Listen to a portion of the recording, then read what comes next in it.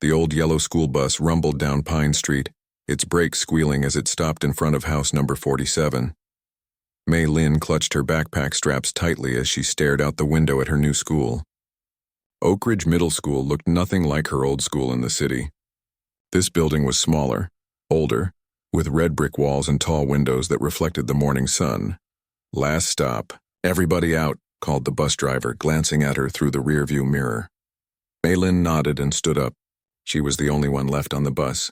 She had chosen a seat at the very back, hoping to avoid the curious stares of the other students. It hadn't worked. Throughout the 15-minute ride, she had felt eyes on her, heard the whispers, caught the quick glances thrown her way before kids turned back to their friends, covering their mouths as they spoke. The hallways of Oak Ridge Middle School weren't much different. As Mei Lin made her way to her first class, the crowd of students parted slightly like water around a stone. No one was openly mean, but no one approached her either. She was clearly the new girl, and in a town as small as Millfield, a new face stood out like a sore thumb. "You must be Mei Lin Chen," said her homeroom teacher, Mrs. Reynolds, a woman with kind eyes and silver-streaked hair. "Welcome to Oak Ridge. We're happy to have you join us." "Thank you," Mei Lin replied softly, her voice barely audible over the chatter of the classroom. "There's an empty desk by the window," Mrs. Reynolds said, pointing to a spot in the second row. Mei Lin nodded gratefully and made her way to the desk, keeping her eyes fixed on the floor. As she sat down, she heard someone snort with laughter behind her. "Nice shoes," whispered a voice. "Did you get them at the dollar store?" Mei Lin's cheeks burned, but she didn't turn around. Her shoes were indeed worn, the once white canvas now a dull gray. Her grandmother had offered to buy her new ones for the first day, but Mei Lin had refused. There were more important things to spend money on, like rent and groceries. The morning passed in a blur of new faces, new classrooms, and new routines. By lunchtime, Mei Lin had spoken exactly 12 words, all of them to teachers. She found an empty table at the far end of the cafeteria and unwrapped the lunch her grandmother had packed: rice, vegetables, and her favorite red bean buns. "Can I sit here?" asked a voice. Mei Lin looked up to see a girl with curly hair and freckles standing next to her table, lunch tray in hand. "Yes," Mei Lin replied, her heart lifting slightly. The girl put her tray down, then seemed to spot someone across the room. "Actually, never mind. I see my friends." She picked up her tray and hurried away, leaving Mei Lin alone again. After lunch came music class, which was held in a large room filled with various instruments. Guitars hung on one wall, a drum set sat in the corner, and in the center of the room stood a slightly out-of-tune upright piano. The music teacher, Mr. Diaz, was a tall man with a booming voice and hands that seemed too big for his body. "Welcome, welcome," he said as the students filed in. "Find a seat anywhere. We've got a new face today, I see." 30 pairs of eyes turned to Mei Lin, who wished she could disappear into the floor. "I'm Mr. Diaz," he said, smiling at her. "And you are?" "Mei Lin," she replied, her voice small in the large room. "Well, Mei Lin, you've joined us at a perfect time. We're about to start preparing for our winter showcase.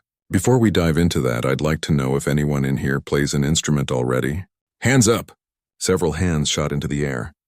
Mr. Diaz pointed to each student in. "Turn guitar," said a boy with spiky hair. "Violin," said a girl wearing a bright yellow headband. "Drums," called out another boy from the back of the room. Mei Lin hesitated, then slowly raised her hand. Mr. Diaz beamed. "Excellent. And what do you play, Mei Lin?" "Piano," she said quietly. From somewhere behind her came a poorly disguised laugh. Mei Lin's stomach clenched. "Wonderful," Mr. Diaz exclaimed, either not noticing the laughter or choosing to ignore it. "We could use a pianist for our showcase. How long have you been playing?" Mei Lin swallowed hard. "Since I was 4, she answered, immediately regretting her honesty as she heard more snickers. A girl with sleek blonde hair raised her eyebrows dramatically. 8 years? Wow, you must be like a prodigy or something," she said, her voice dripping with sarcasm. Mr. Diaz frowned slightly but kept his tone upbeat. 8 years is impressive dedication. "Perhaps you'd like to show us a little something?" Mei Lin's heart began to race. "Oh, I don't think— Come on, just a quick demonstration." "Nothing fancy," Mr. Diaz encouraged, gesturing toward the piano. The room fell silent as Mei Lin stood up, her legs feeling like jelly. She made her way to the piano, aware of every eye following her. The walk seemed to take forever. She sat down on the bench, her hands hovering over the keys. The piano at home was her safe place, her sanctuary. This felt entirely different. Her fingers, usually so confident and fluid, now felt stiff and clumsy. "Whenever you're ready," Mr. Diaz said kindly. May-Lin placed her hands on the keys and tried to think of something to play. Her mind went blank. All the pieces she knew, all the hours of practice seemed to vanish from her memory. In desperation, she began to play a simple C major scale, her fingers stumbling over the notes. The scale came out uneven, with awkward pauses and a missed note in the middle. She could hear muffled giggles from the class. "She's been playing for 8 years?" whispered someone loudly enough for everyone to hear. "My 5-year-old cousin plays better than that," said another voice. May-Lin stopped abruptly, her face burning with shame. "Thank you, May-Lin," Mr. Diaz said quickly. "It's always nerve-wracking to play in front of a new group. Why don't you go back to your seat and we'll get started with today's lesson?" She returned to her desk, eyes fixed firmly on the floor. The blonde girl who had spoken earlier leaned over to her friend and whispered something that made them both laugh, while looking directly at May-Lin. For the rest of the class, May-Lin sat in silence, wishing she could disappear. She had lied. Not about playing piano. She did play, and she had been playing since she was 4, but she had lied by implying she was good at it. The truth was much more complicated. When the final bell rang, May-Lin was the first one out of the classroom. She hurried to her locker, shoved her books inside, and practically ran to the bus. Finding a seat at the back again, she pressed her forehead against the cool glass of the window and closed her eyes. "Hey, piano girl," called a voice. May-Lin kept her eyes closed, pretending not to hear. "Hey, I'm talking to you." Reluctantly, she opened her eyes. The blonde girl from music class was standing in the aisle, a smirk on her face. "I just wanted to say that was quite a performance today," she said, her voice sweet but her eyes cold. "You should definitely sign up for the talent show. Everyone would love to see you play again." A few nearby students laughed. The girl smiled triumphantly and went to find her seat, leaving May-Lin alone with her humiliation. When the bus finally stopped at her street, May-Lin hurried off, eager to escape.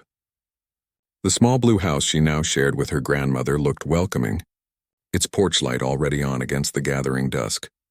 "Nai-Nai, I'm home," May-Lin called out as she entered. Her grandmother appeared from the kitchen, wiping her hands on her apron. She took one look at May-Lin's face and opened her arms. May-Lin walked into her embrace, breathing in the familiar scent of ginger and jasmine. "Bad day?" her grandmother asked softly, stroking May-Lin's hair. May-Lin nodded against her shoulder. "They made fun of me in music class," she said, her voice cracking. "The teacher asked me to play piano and I couldn't do it. I just froze up." Her grandmother pulled back slightly to look at her. "Ah, the stage fright again?" May-Lin nodded miserably. "It happens to the best of us," her grandmother said, patting her cheek gently. "Your mother was the same way, you know," before she became confident on stage. May-Lin's heart gave a painful squeeze at the mention of her mother. "Really?" she asked. "Oh yes. The first time she performed in public, she was so nervous she played Twinkle, Twinkle, Little Star instead of the Mozart piece she had prepared. She was about your age." Despite herself, May-Lin smiled at the image. What did she do? She came home, practiced until her fingers were sore, and tried again. And again. Until one day she wasn't afraid anymore. Her grandmother's eyes grew distant with memory. "Come, I've made your favorite soup. Food first, then maybe some piano practice? Not because you have to, but because it might make you feel better." After dinner, May-Lin found herself drawn to the old upright piano that sat in the corner of the living room. It had been her mother's piano, brought with them when they moved from the city after her mother's death. The piano was out of tune, with a few sticky keys and a pedal that squeaked, but May-Lin loved it all the same. She sat down on the bench and placed her fingers on the keys, feeling the smooth, worn ivory beneath her fingertips. Here, in the quiet of her own home with only her grandmother to hear, the fear that had paralyzed her at school melted away. She began to play, softly at first, then with growing confidence. The melody flowed from her fingers, a piece her mother had taught her years ago. As she played, she felt a familiar sense of peace wash over her. This was where she belonged. This was who she really was.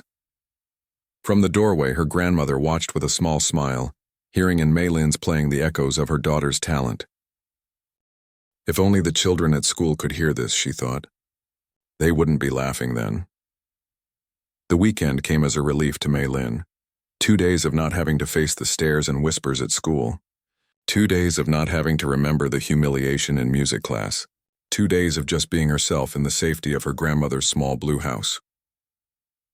On Saturday morning, Mei Lin woke to the smell of congee cooking in the kitchen. She padded downstairs in her fuzzy slippers, following the warm, comforting scent. Her grandmother stood at the stove stirring a large pot of rice porridge. "Good morning, sleepyhead," her grandmother said with a smile. "I was beginning to think you might sleep all day." Mei Lin glanced at the clock on the wall. It was already past 10. "Sorry, Nai. I guess I was tired." "School takes a lot out of you," her grandmother said, ladling the congee into a bowl and topping it with green onions, peanuts, and a drizzle of sesame oil.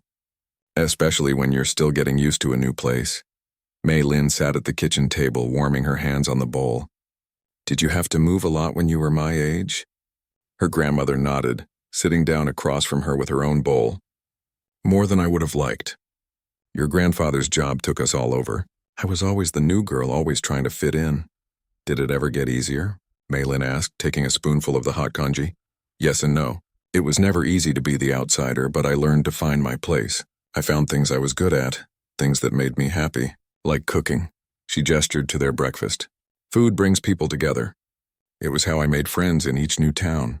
Mei Lin thought about this as she ate. What could bring her together with the kids at Oak Ridge Middle School? Certainly not piano, not after that disaster. After breakfast, Mei Lin helped her grandmother with the dishes, then wandered into the living room. The old upright piano sat in the corner, bathed in the late morning light that streamed through the windows.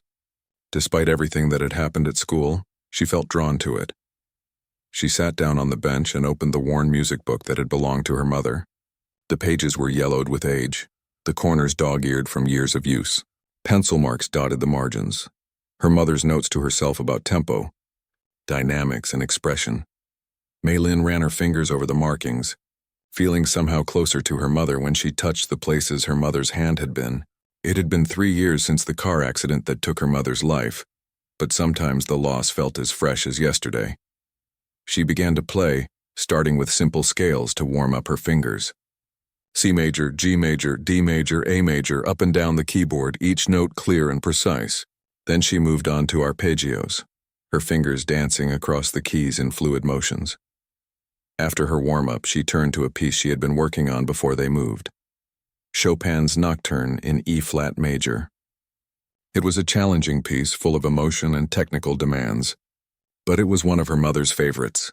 As she played the opening measures, she remembered her mother sitting beside her on this very bench, guiding her hands, singing the melody softly. "Listen to how it breathes," her mother would say. "The music needs to breathe just like we do." Mei Lin closed her eyes, letting the music flow through her. Her fingers found the keys without needing to look, moving with a grace and assurance that was entirely absent during her performance at school. Here in this room filled with memories, there was no fear. No self-consciousness, just the music and the connection it gave her to her mother. She didn't hear her grandmother enter the room, didn't know she was being watched until the final notes of the nocturne faded, and she heard a soft sigh from the doorway. "You play just like her," her grandmother said, her eyes shining with unshed tears. "She would be so proud of you, Mei Lin." Mei Lin felt a lump form in her throat. "Do you really think so?" Her grandmother nodded, coming to sit beside her on the bench. "I know so. Your mother was a gifted pianist, but what made her special wasn't just her talent, it was her heart. When she played, people felt something. You have that same gift. But what good is it if I can't play for anyone?" Mei Lin asked, thinking of her frozen fingers at the school piano. "I just freeze up." "Your mother was the same way at first," her grandmother said, surprising Mei Lin. "Did I ever tell you about her first recital?" Mei Lin shook her head. She was 8 years old. "Younger than you." She had practiced for weeks, but when she sat down at the piano on that stage with all those people watching, she couldn't remember a single note. Her grandmother chuckled at the memory. She just sat there staring at the keys like they were foreign objects. Finally, her teacher had to come up and guide her hands to start playing. "What happened then?" Mei Lin asked, trying to imagine her confident. accomplished mother frozen with stage fright. She stumbled through the piece, hit more wrong notes than right ones, and ran off the stage in tears afterward, her grandmother said. She swore she would never perform again. But she did, Mei Lin said. She performed all the time. I remember going to her concerts. Yes, she did. Because she learned something important that day. She learned that one bad performance doesn't define you. And she learned that the fear doesn't go away by avoiding it. You have to face it again and again until it loses its power over you. Mei Lin considered this. The thought of playing in front of people again made her stomach clench. But the memory of her mother, determined and brave, gave her a small spark of courage. How did she do it? Mei Lin asked. How did she get past the fear? Her grandmother thought for a moment. She started small, playing for me and your grandfather, then for a few close friends, then small gatherings. Each time it got a little easier. And she learned tricks to calm her nerves, breathing exercises, visualizing the performance going well, having a small token with her for good luck. A token? Her grandmother nodded. A little jade elephant I gave her when she was about your age. She kept it in her pocket for every performance. Said it reminded her that she was strong like an elephant. Mei Lin thought about this. Do you still have it? The elephant? A shadow crossed her grandmother's face. No, it was lost in the accident. But perhaps we could find something new for you. Something special. They spent the rest of the day going through boxes that had yet to be unpacked since the move. In one, wrapped carefully in tissue paper, they found a small wooden box that had belonged to Mei Lin's mother. Inside was a collection of treasures, concert programs, ticket stubs, a dried flower, and nestled in one corner, a delicate silver locket on a chain. I had forgotten about this, her grandmother said softly, lifting the locket. Your father gave it to her when they got engaged. Look. She opened the locket to reveal a tiny photograph inside, Mei Lin's mother sitting at a grand piano, her face alight with joy as her fingers hovered above the keys. It's perfect, Mei Lin whispered, taking the locket and holding it carefully in her palm. Her grandmother fastened the chain around Mei Lin's neck. Now you can carry her with you even when you're afraid. The next day, Sunday, Mei Lin spent hours at the piano, practicing pieces she loved, pieces that challenged her, pieces that made her feel connected to her mother. Her grandmother convinced her to play a little while the elderly couple next door visited for tea. Mei Lin was nervous, but having the locket around her neck helped, and the neighbors' warm praise boosted her confidence. You see, her grandmother said after they left, step by step, that's how you do it. Monday morning arrived all too soon. Mei Lin dressed for school with a knot of dread in her stomach, but she made sure to wear the locket under her shirt, the small weight of it against her chest a comfort. The bus ride was the same as before. Curious glances, whispers behind hands, but Mei Lin tried to focus on the day ahead rather than the eyes she felt watching her. She touched the locket through her shirt, imagining her mother's strength flowing into her. The morning classes passed without incident. In history, they were assigned a project that would be due the following week. In math, Mei Lin surprised herself by volunteering an answer to a difficult problem and getting it right. The teacher's approving nod gave her a small boost of confidence. Lunchtime, however, brought back all her insecurities. She sat alone again, unpacking her grandmother's carefully prepared lunch. As she ate, she noticed the blonde girl from music class, Lily, she had learned, watching her from across the cafeteria. When their eyes met, Lily whispered something to her friends and they all turned to stare at Mei Lin with smirks on their faces. Mei Lin looked down at her food, her appetite suddenly gone. She was repacking her lunch when a shadow fell across her table. Is this seat taken? Asked a voice. Mei Lin looked up to see a girl with curly red hair and freckles standing beside her table. It took her a moment to recognize the same girl who had almost sat with her the week before. No, Mei Lin said hesitantly, half expecting the girl to walk away again. But this time, the girl put her tray down and sat across from Mei Lin. I'm Abby, she said. You're Mei Lin, right? You're in my math class. Mei Lin nodded, surprised that anyone had noticed her. That was really cool how you solved that equation today, Abby said, taking a bite of her sandwich. Math is my worst subject.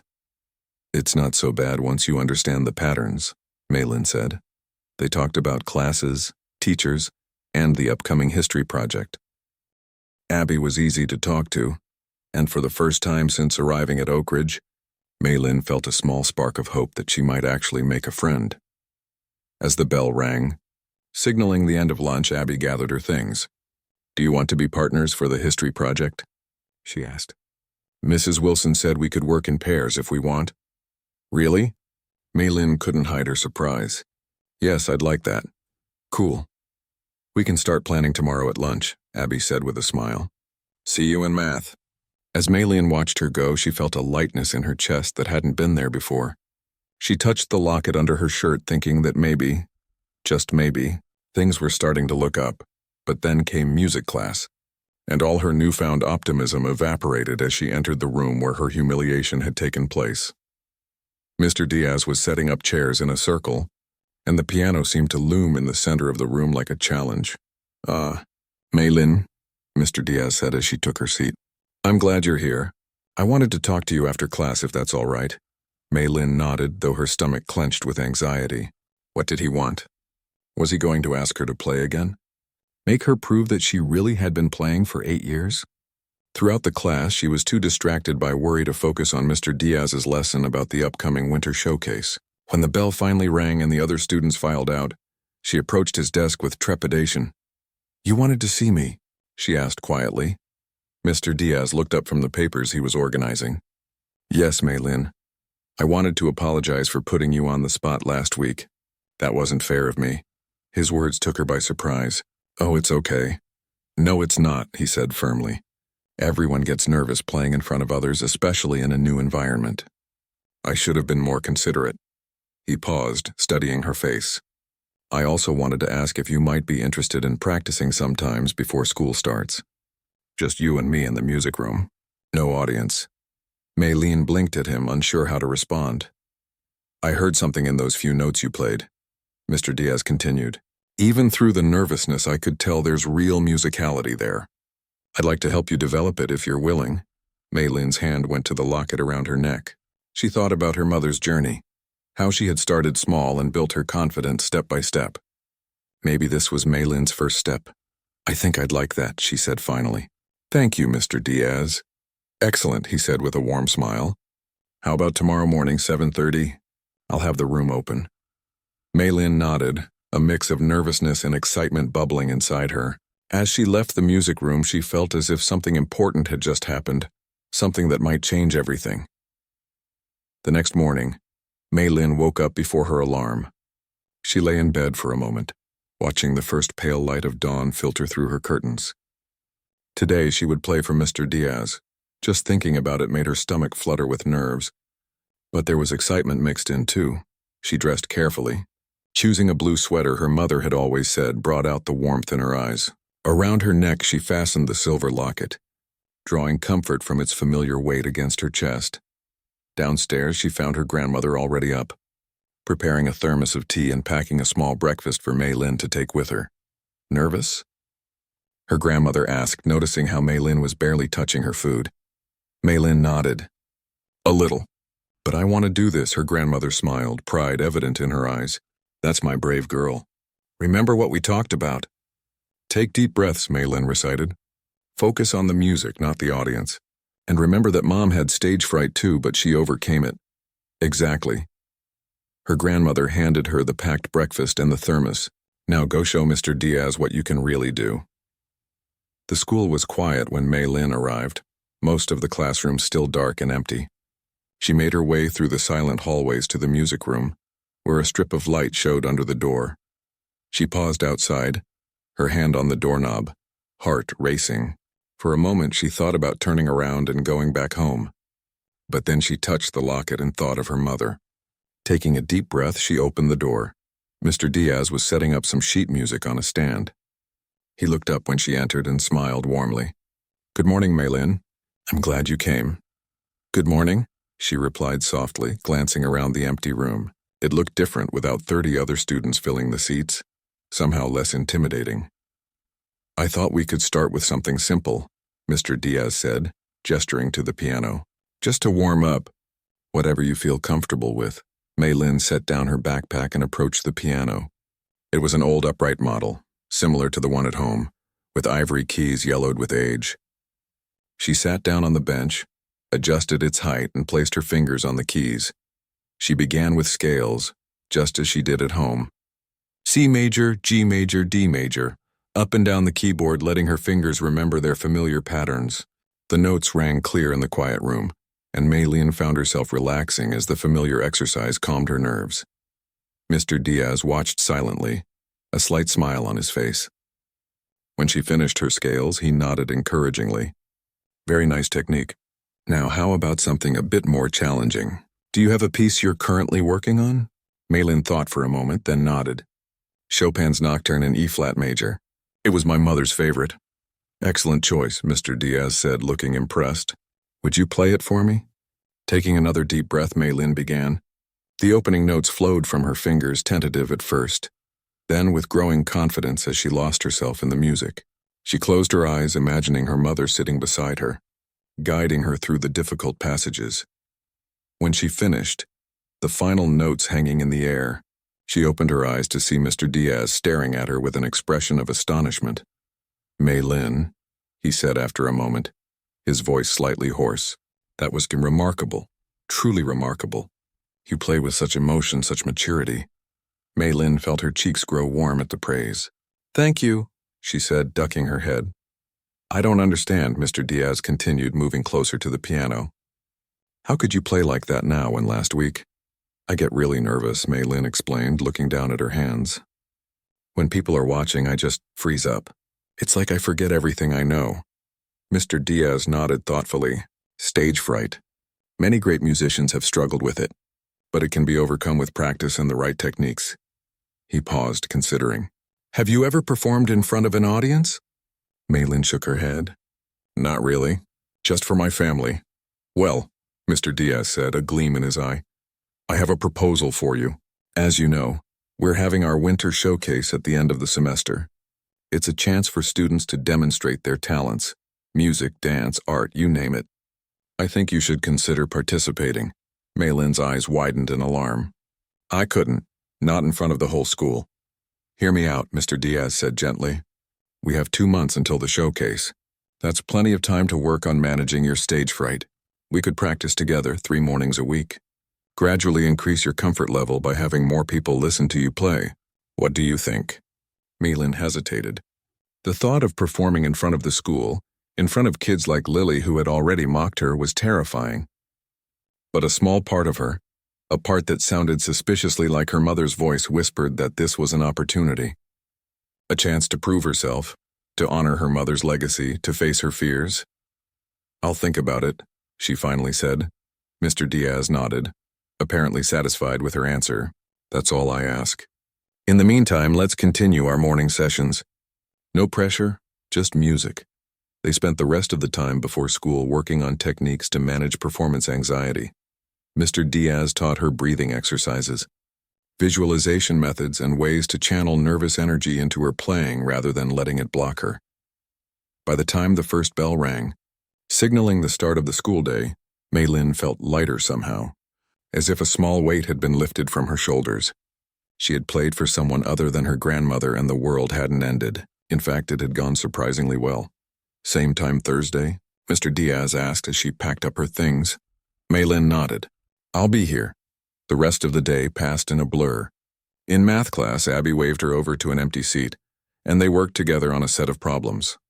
At lunch, they sat together again, joined by a quiet boy named Chen who shared Maylene's love of science fiction books. So you play piano? Abby asked as they ate. Maylene tensed, waiting for the mockery, but Abby's face showed only genuine interest. Yes, she replied cautiously. I've been playing since I was little. That's so cool, Abby said. I tried piano once, but I couldn't get my left hand to do something different from my right. It was a disaster. It just takes practice, Maylene said, relaxing a bit. Like anything else. Are you going to be in the winter showcase? Chen asked, pushing his glasses up on his nose. Mr. Diaz is always looking for musicians. Maylene hesitated. I'm not sure yet. You should do it, Abby said encouragingly. I'm doing a painting for the art section. Chen's in the science demonstration group. We're making a volcano, Chen added with a grin, but like a really good one. With real chemical reactions, not just baking soda. Maylene smiled despite herself. I'll think about it. The conversation moved on to other topics, and Maylin found herself enjoying the simple pleasure of having friends to talk to. It was a new feeling, but a good one. After school, she had nearly forgotten about the morning's events until she was packing up her notebooks and discovered her music composition book was missing from her backpack. She searched through all her folders and books, but it wasn't there. With a sinking feeling, she realized she must have left it in the music room that morning. The hallways were mostly empty as she made her way back to the music room. She hoped Mr. Diaz would still be there and could let her in to retrieve her book. It contained all her original compositions, pieces she had been working on for years, songs that were deeply personal. The thought of losing it made her feel slightly ill, but when she reached the music room, she found the door ajar and voices coming from inside. She paused, not wanting to interrupt if Mr. Diaz was with another student. "These are incredible," she heard Mr. Diaz saying. "The complexity, the emotional depth. I wouldn't have believed a middle schooler wrote these." "Are you sure it was her notebook?" asked a female voice. "Mrs. Reynolds, Maylin's homeroom teacher. Her name is on the inside cover," Mr. Diaz replied. "And after hearing her play this morning, I have no doubt these are hers. The girl is truly gifted, Helen. I haven't heard such natural talent in years. But she's so quiet in class," Mrs. Reynolds said, sounding surprised. "You'd never guess she had this kind of artistic voice." "Sometimes the quietest students have the most to say," Mr. Diaz responded. "They just need the right outlet." There was a pause, then he continued with excitement in his voice. "Look at this section here. The way she transitions from minor to major, building this sense of hope emerging from sadness. It's sophisticated work for any composer, let alone a 12-year-old. Mei Lin stood frozen outside the door, her cheeks burning. They were talking about her compositions, pieces she had never shown anyone, not even her grandmother. They were private, like pages from a diary. But Mr. Diaz seemed to genuinely admire them, not mock them. She was about to step forward and make her presence known when she heard footsteps in the hallway behind her. Turning, she saw Lily and two of her friends approaching. They spotted her at the same moment. "Eavesdropping, piano girl?" Lily called out, her voice echoing in the empty hallway. "That's kind of creepy." I left my notebook," Maylene stammered. "I came back to get it." "Oh right, your notebook," Lily said, making air quotes with her fingers. "The one with your amazing piano compositions that no one's ever seen?" She laughed, and her friends joined in. Inside the music room, the conversation stopped. A moment later, Mr. Diaz appeared at the door, Maylin's composition book in his hand. "Ah, Maylin," he said warmly. "I was hoping you'd come back for this. I have to say I'm incredibly impressed by your work." Lily and her friends fell silent, their smirks fading as they took in Mr. Diaz's obvious admiration. "Thank you," Maylin said quietly, taking the book from him. "In fact," Mr. Diaz continued, either not noticing or choosing to ignore Lily's group, "I was just discussing with Mrs. Reynolds the possibility of featuring one of your original compositions in the winter showcase. With your permission, of course." Maylin's eyes widened. "One of my compositions?" "Yes, they're remarkable, Maylin. They deserve to be heard." Lily made a small scoffing sound, quickly disguised as a cough when Mr. Diaz glanced her way. "I don't know," Maylin said hesitantly. "They're very personal. Think about it," Mr. Diaz encouraged. "Music is meant to be shared. It's how we connect with others, how we express feelings that can't always be put into words." Maylin nodded, clutching her notebook to her chest. "I'll think about it," she promised. As she turned to leave, she caught a glimpse of Lily's face. The usual mockery was there, but something else too. A flicker of uncertainty, maybe even a touch of envy. It was a small thing, but it gave Maylin a strange new feeling of confidence. That evening, after dinner, Maylin sat with her grandmother in the living room, describing the events of the day. "Mr. Diaz wants me to perform in the winter showcase," she said, still not quite believing it herself. "Maybe even play one of my own compositions." Her grandmother's eyes lit up. "That's wonderful news, Maylin. Are you going to do it?" Maylin ran her fingers over the cover of her composition book. "I'm scared," she admitted. "What if I freeze up again? What if everyone laughs at me?" "They might," her grandmother said honestly. "That's a risk you take. But what if they don't? What if they hear what Mr. Diaz hears when you play? What if this is the beginning of something important for you?" Maylin considered this. The thought of performing was still frightening, But the excitement she had felt that morning while playing for Mr. Diaz was still there too. A warm glow inside her. I heard some girls talking today, her grandmother continued, her tone casual, at the grocery store. They were saying they're going to the showcase specifically to see you fail. She looked at Mei Lin directly. They're planning to attend just so they can witness what they assume will be another embarrassing moment for you. Mei Lin felt her stomach drop. Who, was it Lily? Her grandmother shrugged. I didn't catch names, but they mentioned the new girl who pretends to play piano. I think we both know who they meant. Hot tears pricked at Mei Lin's eyes. See, that's why I shouldn't do it. They're just waiting for me to mess up again. Her grandmother reached out and took Mei Lin's hands in hers. Or maybe this is exactly why you should do it. To show them and yourself what you're truly capable of. Mei Lin looked down at their joined hands, thinking about her mother, about the locket she now wore, about the compositions that Mr. Diaz had praised so highly. What would Mom do? She asked softly. Her grandmother smiled, a hint of sadness in her eyes. You know what she would do. She would be terrified, but she would do it anyway. That was who she was. That's who you are too, Mei Lin. You just haven't discovered it yet. Mei Lin took a deep breath, feeling something shift inside her, a decision forming, still fragile but growing stronger. Okay, she said finally. I'll do it. I'll play in the showcase. Her grandmother's face broke into a wide smile. That's my brave girl. And I'll be right there in the front row cheering you on. That night, as Mei Lin lay in bed, she held the locket open, looking at the tiny photograph of her mother at the piano. I'm going to try, Mom, she whispered to the darkness. I might fail, but I'm going to try. And somewhere deep inside, she felt a flicker of something new and unfamiliar. Not confidence exactly, not yet, but something like determination. A tiny spark that, with care and courage, might grow into a flame. The next few weeks passed in a blur of school, practice, and preparation. 3 mornings a week, Mei Lin arrived at school early to work with Mr. Diaz. They had chosen one of her compositions for the showcase, a piece she had written after her mother's death, full of sadness but also hope.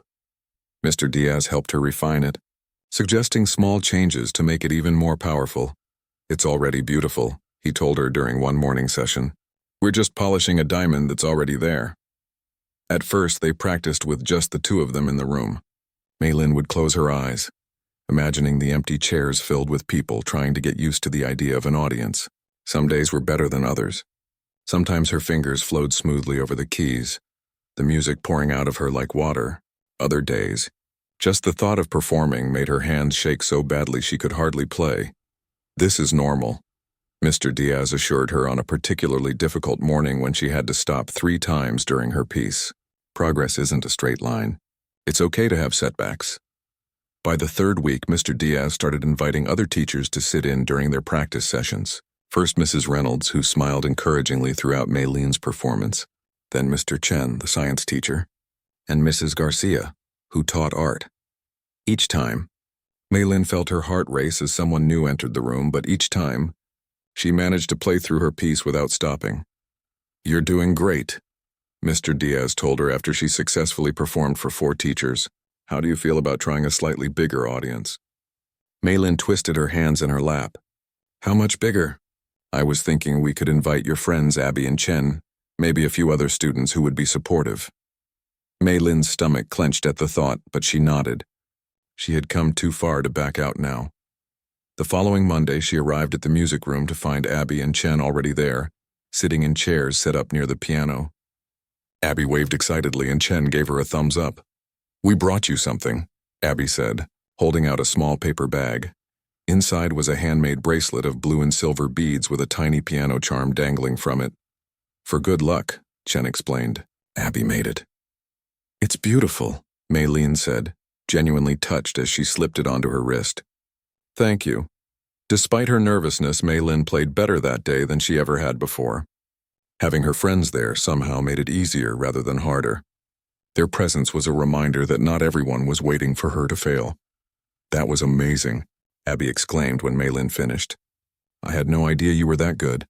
It made me think of my grandpa, Chen said quietly. He passed away last year. Your music kind of felt like saying goodbye but also remembering the good things. Mei Lin blinked in surprise. That was exactly what she had been trying to express when she wrote the piece. The fact that Chen had understood her music's meaning without being told made her feel a connection she couldn't quite explain. As the showcase drew nearer, their morning practice sessions expanded to include more students, all volunteers who were curious to hear Mei Lin play. Word had begun to spread through the school that the quiet new girl was actually a talented musician. Not everyone was supportive, of course. Lily and her friends made a point of rolling their eyes whenever the showcase was mentioned, and Mei Lin overheard them making plans to sit in the front row to get the best view of the disaster. Just ignore them, Abby advised when she saw Mei Lin's face fall after one such encounter. They're just jealous because you can do something special and they can't. Mei Lin wasn't sure about that, but she tried to focus on her music rather than her worries about what others might think. At home, her grandmother helped in her own way. She invited neighbors over for small recitals in their living room, providing Mei Lin with a different kind of audience in a safe, familiar space. After each performance, they would share tea and cookies, and the neighbors would tell stories about performances they had seen or given themselves. "Everyone gets nervous," said Mrs. Wu from next door, who had once sung in an opera chorus. "I threw up before every performance for my first year with the company. But you know what? Once I started singing, I always forgot to be afraid." Mr. Lee, who lived across the street, had played violin in his youth. "My teacher taught me to make friends with my nerves," he told Mei Lin. "He said, don't try to get rid of them, they're giving you energy. Just direct that energy into your music." These little gatherings helped Mei Lin see that stage fright was a common experience, not a personal failing. The knowledge that even accomplished performers struggled with nerves made her feel less alone in her fear. One evening, about 2 weeks before the showcase, Mei Lin was practicing in the living room when her grandmother came in with a small package wrapped in tissue paper. "This came in the mail today," she said, handing it to Mei Lin. "From your father." Mei Lin took the package with surprise. Her father, who traveled constantly for his job as an engineer, was currently working on a project in Germany. They spoke on the phone every Sunday, and he had been excited to hear about her upcoming performance, but she hadn't expected him to send anything. She unwrapped the tissue paper to find a small jewelry box. Inside was a delicate silver pin in the shape of a musical note. "It was your mother's," her grandmother explained, her eyes soft with memory. "She wore it for her first major recital. Your father thought you might like to have it for yours." Mei Lin carefully lifted the pin, turning it to catch the light. It wasn't valuable in terms of money, but its connection to her mother made it priceless. "There's a note," her grandmother said, pointing to a folded paper that had fallen from the package. Mei Lin opened it to read her father's familiar handwriting. "My dear Mei Lin, this pin brought your mother luck when she was facing her fears. May it do the same for you. I'm sorry I can't be there for your showcase, but know that I am so proud of you for being brave enough to try. You are your mother's daughter in so many ways, not just your talent, but your heart. I'll call after the performance to hear all about it. Remember, whatever happens, the only true failure is not trying at all. All my love." Dad tears pricked at Mei Lin's eyes as she read the note. "I wish he could be here," she said softly. Her grandmother nodded. "He does too. But he's with you in spirit, just like your mother." The next morning at school, Mei Lin showed Mr. Diaz the pin during their practice session. "It was my mother's," she explained. "For luck. A wonderful tradition," he said with a smile. "Speaking of traditions, there's something I wanted to talk to you about. In most concerts, performers bow at the beginning and end of their piece. Let's practice that today." Mei Lin nodded, though the thought of standing in front of everyone, even just to bow, made her palms sweat. Mr. Diaz had her stand up from the piano bench, walk to the center of the room and bow to an imaginary audience. "Good," he said. "But remember to make eye contact with the audience before you bow. It establishes a connection." They practiced the bow several times until Mei Lin could do it without looking at the floor. "Now for the hard part," Mr. Diaz said. "When you finish playing, take a moment to breathe. Enjoy the silence before the applause. Then stand, walk to the center and bow again. Don't rush it." Mei Lin practiced this sequence too, though it felt strange to pretend there was applause when the room was silent except for Mr. Diaz's encouraging words. "What if there's no applause?" she asked, giving voice to one of her deepest fears. "What if I mess up and everyone just sits there?" Mr. Diaz's face softened. Maylin, I've been teaching music for 20 years. I've seen hundreds of student performances. Do you know how many times I've seen an audience not applaud, even when a performer made mistakes? Maylin shook her head. 0, not once. Audiences understand how much courage it takes to perform. They're on your side. He paused, then added, but I understand the fear. It's real, and it's okay to have it. Just don't let it stop you.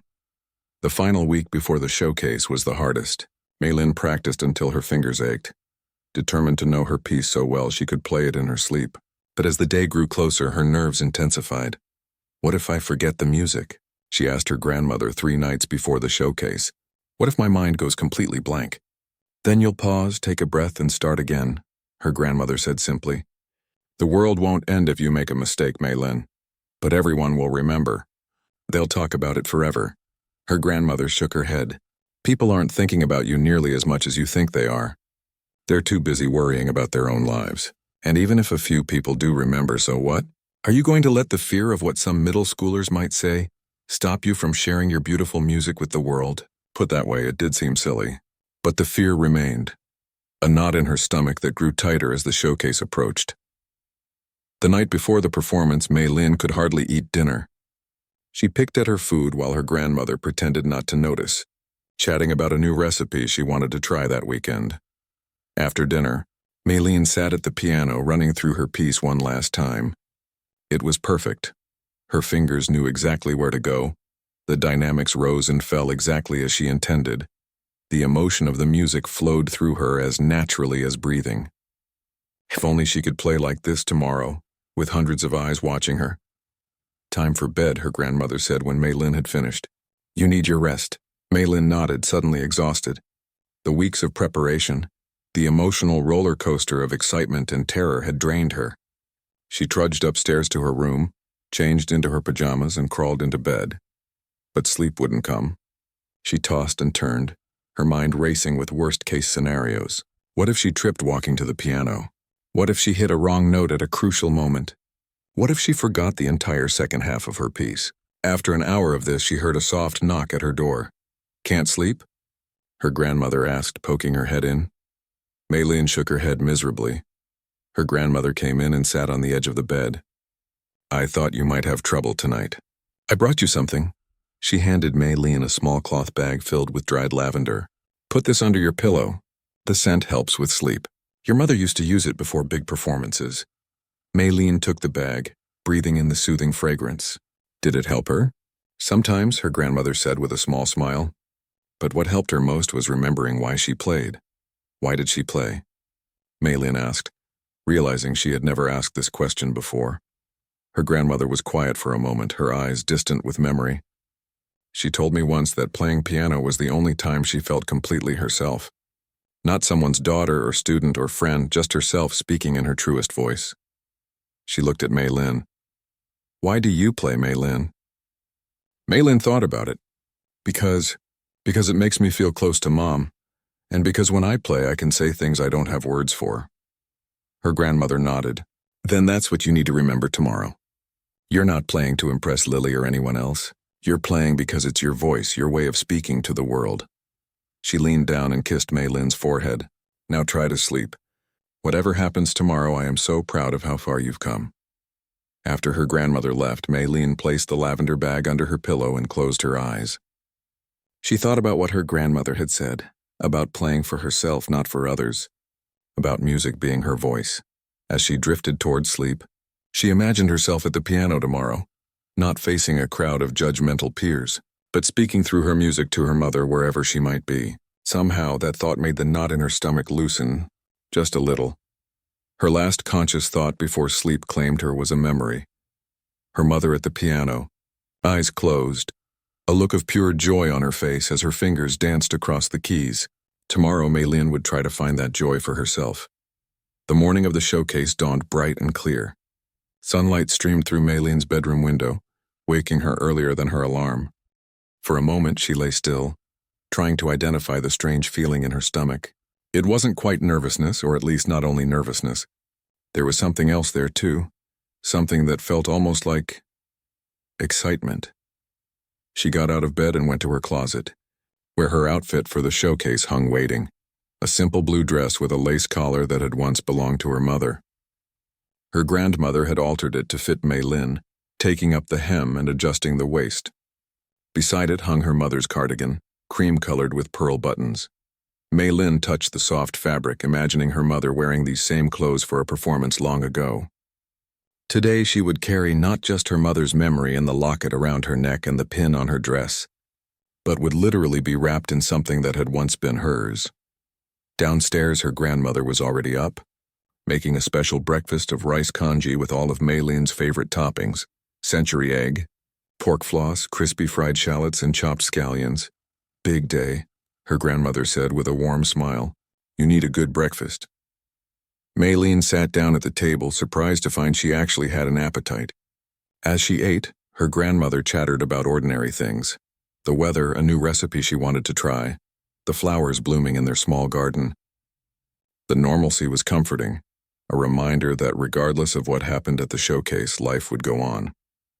After breakfast, Mei Lin went upstairs to get ready. She showered, dried her hair, and carefully put on the blue dress and cream cardigan. The outfit was a bit old-fashioned, but Mei Lin didn't care. Wearing it made her feel connected to her mother in a way that gave her strength. Her grandmother helped her with her hair, pulling the front sections back with 2 small clips, letting the rest fall loose around her shoulders. "Your mother wore her hair just like this for her first big recital," her grandmother said, her voice soft with memory. "You look so much like her." Mei Lin touched the silver locket at her neck, then carefully pinned the musical note brooch to her cardigan. Last, she slipped the beaded bracelet Abby had made onto her wrist. These small talismans made her feel protected, surrounded by the love of the people who believed in her. "Are you ready?" her grandmother asked, checking the time. Mei Lin took a deep breath. "As ready as I'll ever be." The drive to school was quiet. Mei Lin stared out the window, watching familiar streets pass by, trying to keep her mind calm.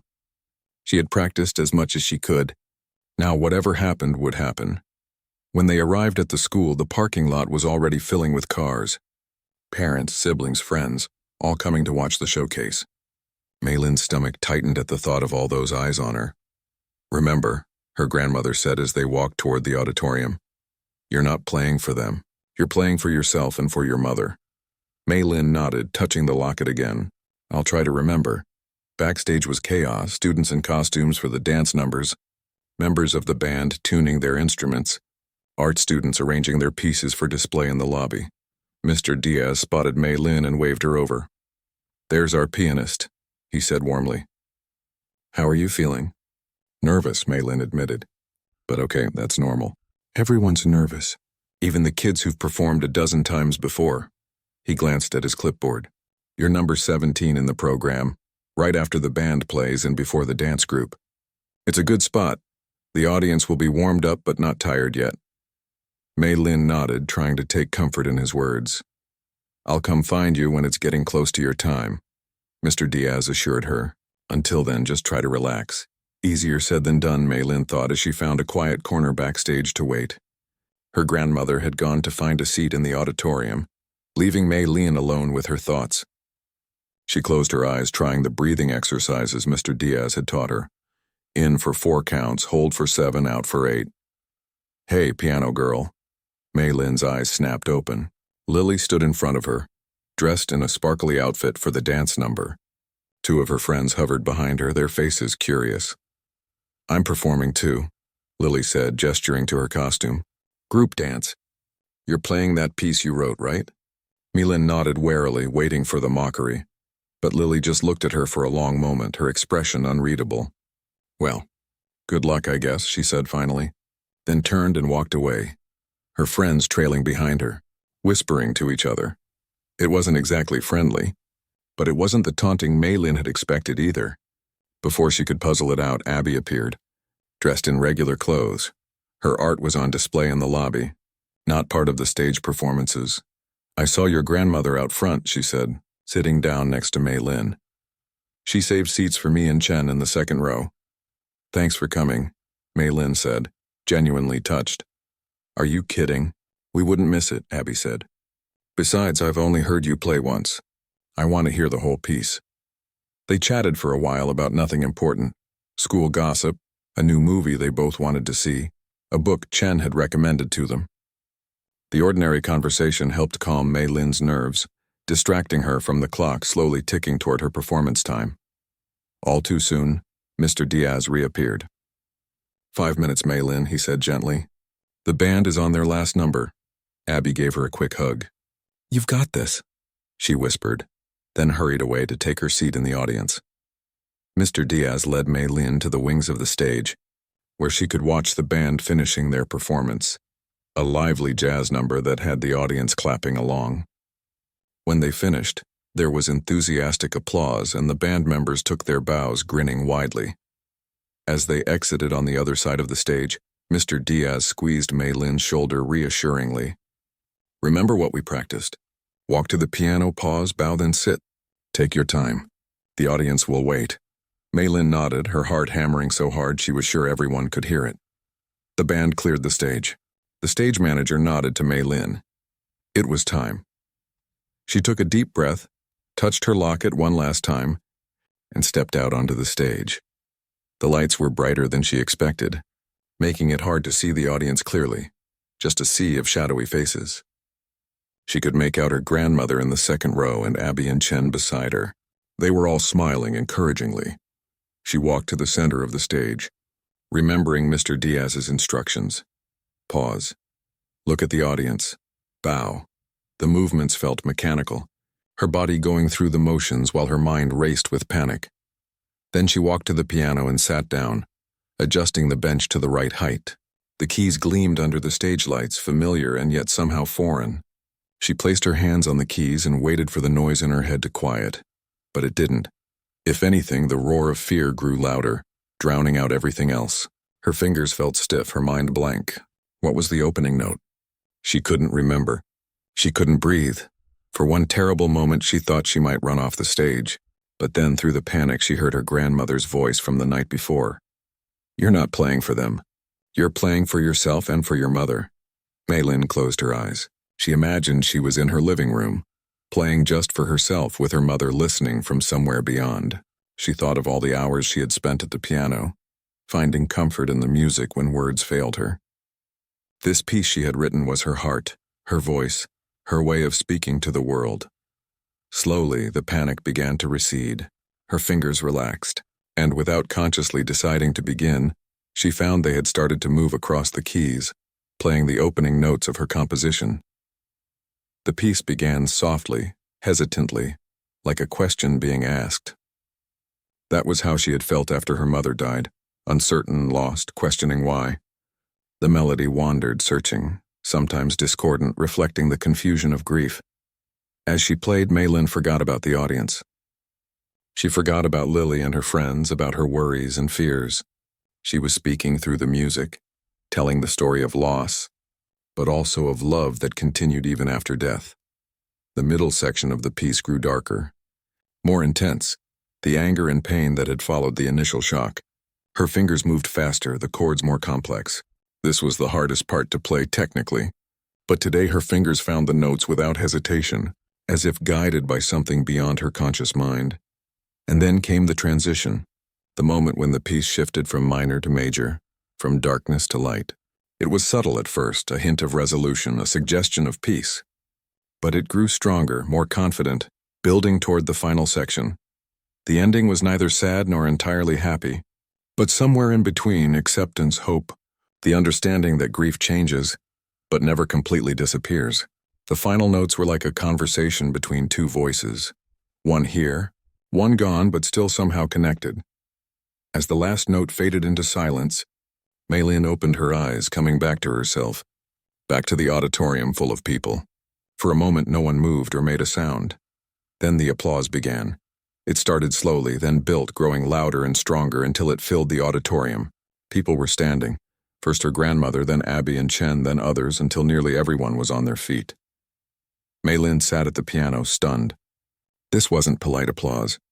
This was something else entirely, a genuine response to her music, to the emotions she had shared through it.